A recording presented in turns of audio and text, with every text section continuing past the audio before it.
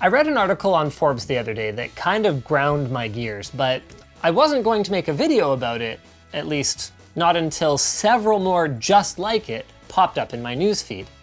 The author wrote an opinion piece mocking the $700 wheels that Apple recently put up for sale for their Mac Pro workstation as tone deaf, a bad product for consumers, and as an expensive fail.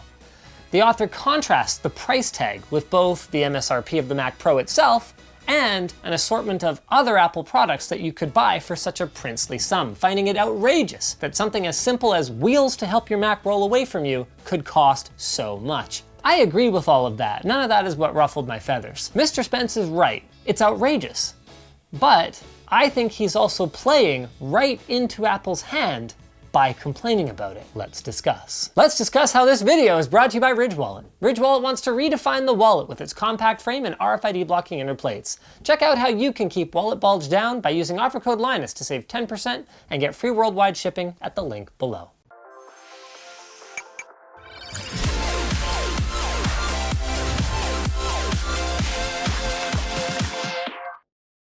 This isn't a one-off. The cycle has been going on forever. Apple does something outrageous, the community reacts with adoration or condemnation, depending which stickers adorn their bumper. Then Apple takes all of that feedback and changes absolutely nothing. In the last 5 years alone, we've been treated to the following. The solid gold edition first generation Apple Watch. That was $10,000 to $17,000 for a product that turned into a paperweight a mere 3 years later when they dropped software support. There was the picture book that took 8 years to create, cost $200 to $300, and served no purpose other than to market Apple's products to visitors in your home.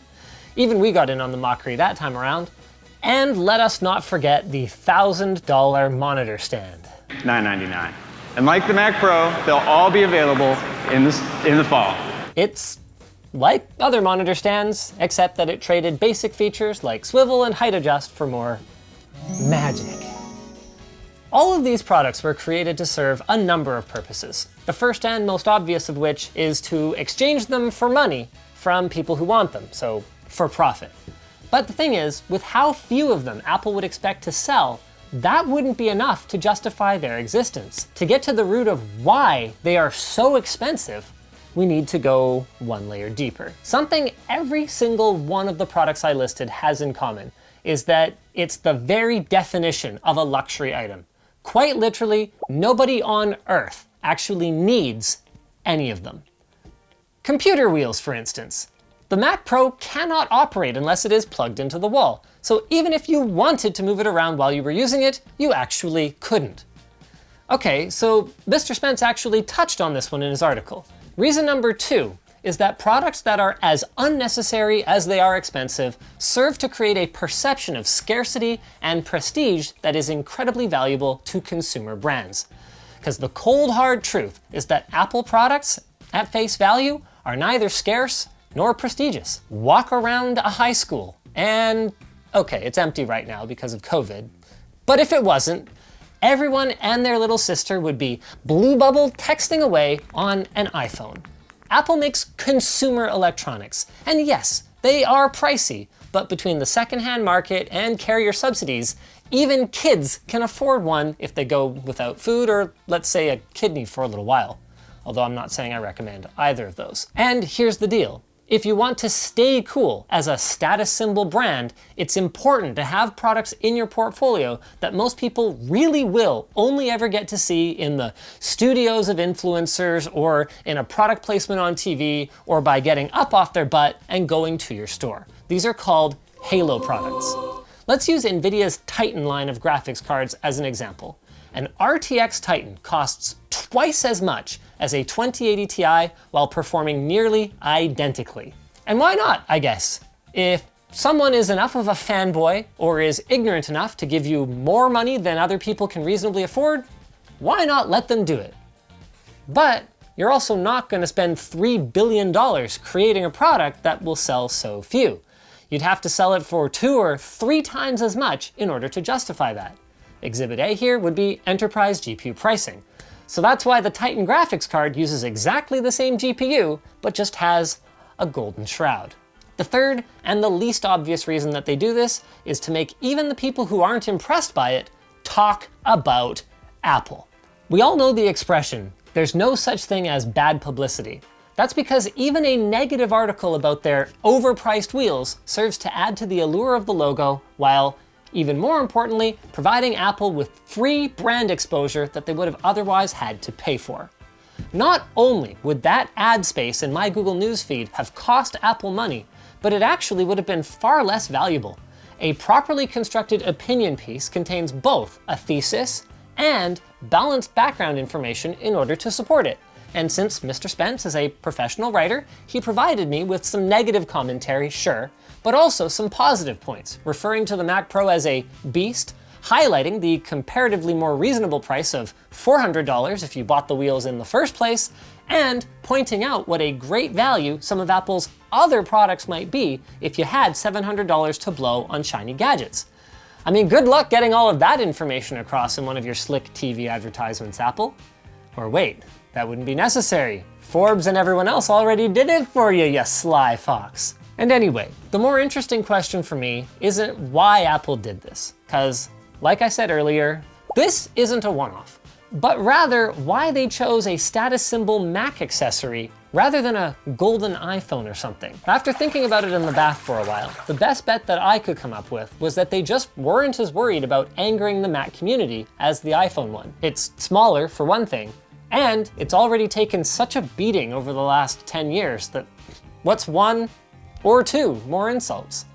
And this would be completely consistent with their attitude towards the Mac Pro so far. After the trash can, Apple obviously thought that mobile was going to completely take over and they would never need to create another Mac Pro, until mobile didn't take over. And people do still need desktops, and they finally caved to the pressure. But they did it on their terms. As we discussed in our review, they made no effort whatsoever to make the new cheese grater the Mac that you would have in your home, like the G5 was before it. It's just there as a, there, okay? We made it for you. Oh, I'm glad that's over. God! Now we can go back to selling AirPods type of product. Outside of a very small subset of loyal users with big-time Hollywood budgets bankrolling their gear expenses, Apple, rightly, seems to view the Mac Pro 2019 as an unnecessary luxury that they can sacrifice sales volume on in order to maintain the illusion that they are a luxury brand when they are in fact a consumer electronics brand. Because that's what they are.